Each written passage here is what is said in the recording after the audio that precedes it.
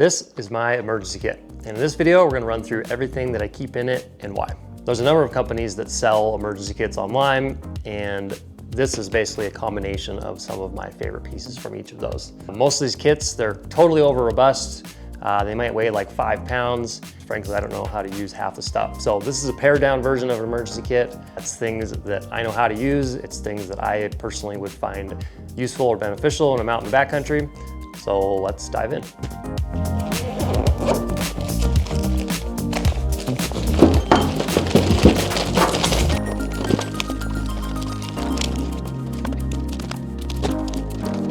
All right, first up, this is my emergency kit bag. I just got this off of Amazon for, I think it came with 4-pack for about 20 bucks. And the beauty of this thing is it's clear on the front side so you can see what's in it. And then once you open it up, there's multiple ways that you can store things. So you can store things just in the main bag here. And then there's also these little slots right here. And this is where I slide different medications, Leatherman Squirt, etc. Then there's some actual pockets back here. It's just super easy access. You can see what's in here because in an emergency, you want to be able to act super fast. This is a fairly pared down emergency kit with items in it that I find super beneficial and usable. Let's just dive into some of the items and maybe some of their use case scenarios. So we'll start over here, this corner. First off, this is just sport wrap. So if I pull this apart, this is just a wrap that you can use to wrap around a wound. You could take something like Quik clotting sponge. You could put this on a big open wound, then you could wrap the sport wrap around it to help stop the bleeding and just kind of secure things. Next up, we've got a rapid tourniquet. Say you accidentally stab yourself with a broadhead. Say a bear gets a portion of your leg and you're bleeding profusely, you can wrap this tourniquet around your leg, above the wound, closer to your heart, and it will stop the bleeding and potentially save your life. Got the old handy dandy space blanket. I go back and forth between a space blanket or an emergency bivvy. The whole value of these is if you do get caught out overnight, you can just throw this on top of you. If you have a bivvy, then you can actually climb inside your bivvy and stays relatively warm. Early on in my backpacking days, I tried to go ultralight. I was like, oh, I'm gonna skip a sleeping bag and a pillow and everything. I just brought an emergency bivvy and a 3/4 length sleeping pad, and I would sleep in that. So I've actually spent a lot of nights under these guys. It's not the most comfortable, but it definitely traps heat. You do get pretty wet when you're inside one, but it does trap heat and allows you to survive the night. In this bag, I've got a couple different, both antibiotic creams as well as sterile alcohol pads.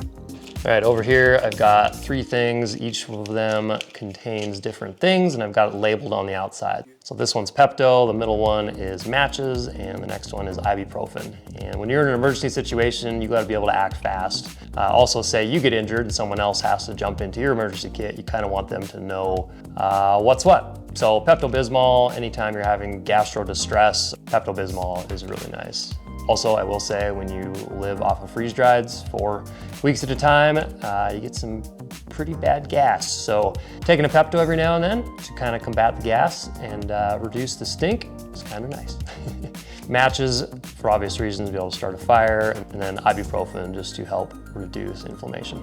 Some other drugs include Benadryl. Primarily would use this in case somebody got stung by a bee and either went into anaphylactic shock or just had kind of a bad allergic reaction. And then I've got little things of aspirin here. Sometimes when you're out hunting with older folks or just new people, it's nice to have a few aspirin on the rare chance that maybe they would have a heart attack. A couple Gin-Gins, these are ginger chew candies. They basically help with stomach upset. Right here, we've got some sterile gauze pads, again, to put on a wound, and ideally we're gonna wrap like a sport compression wrap around that to kind of secure to the wound. These are Firestarters. These are from Blackbeard and pretty easy to use. So you got this one piece right here. You're just gonna kind of break it in half, and then start twisting until it pops apart. And now you've actually got 2 pieces of Firestarter. And what you're gonna do is you're gonna light this, it's gonna burn. These things burn for a couple minutes, they're super hot, really lightweight. They don't really have any smell to them, unlike Espit or something. The old Bic lighter, of course. This is a not so fat stash of cash, but I've got 24 bucks right here. Say you hike out to a trail and say you're a long ways from your truck, but you run into somebody with a car and they're driving like It's nice to have a little cash on you to be able to like hand it to somebody to give you a ride. Definitely use it for that a few times. These are business cards. I'm not like necessarily doing business out in the woods, but on the back of these, I've got all my emergency contact information. The old handy dandy whistle. This is my backup headlamp. This is a Petzel E+Lite. I think it weighs like just over an ounce. Rarely have I needed a backup headlamp for myself. Often I've been on hunting trips with other people where their headlamp either dies or they forgot to bring batteries, whatever, and so I've always had a backup for them. Little tiny roll of duct tape, literally 101 uses. You know, you can use it for attaching a tag to a carcass. You can pull off a piece and use it kind of like you would like Luco tape. Basically, you can put it on a blister. And say you get a blister on the heel of your foot, you can cover it with duct tape, leave it on there for the duration of your hunt, and it's gonna provide a barrier between your foot and the shoe that's rubbing on it. A spare SD card. This is for on the rare chance that I were to forget my memory cards in my camera. I would at least have one spare. This is not a high quality card. This is just a 32 gigabyte, whatever. It's a good one to have in the kit, just in case. I've had to use it once. I went on a bear hunt years ago and got out there and I was like, oh crap. I have 2 camera bodies, but I don't have any memory cards, so at least I was able to capture some photos.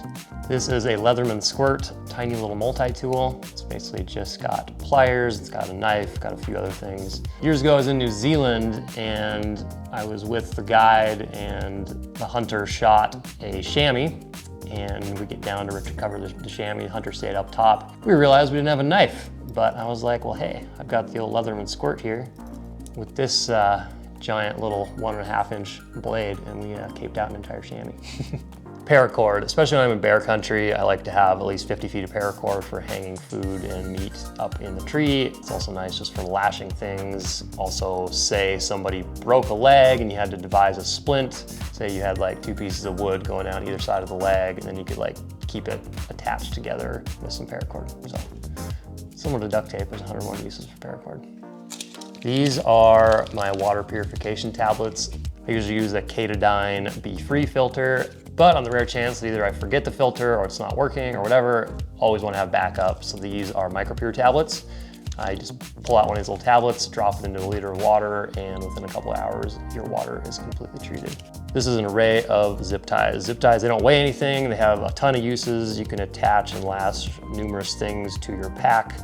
I've used them for attaching my pistol holster to my backpack. If you did happen to have a strap like on your backpack that broke, you could attach that strap back to your pack with a zip tie. So they don't weigh hardly a thing, and there's just a lot of uses for them, so it's a good thing to have in your pack. Next is my Montana Knife Company knife. This specific model is a Speed Goat. It's stupid light. It's got a really nice Kydex holster. There's just 102 reasons to have a knife on you. I think you're kind of silly to go in the woods without a knife.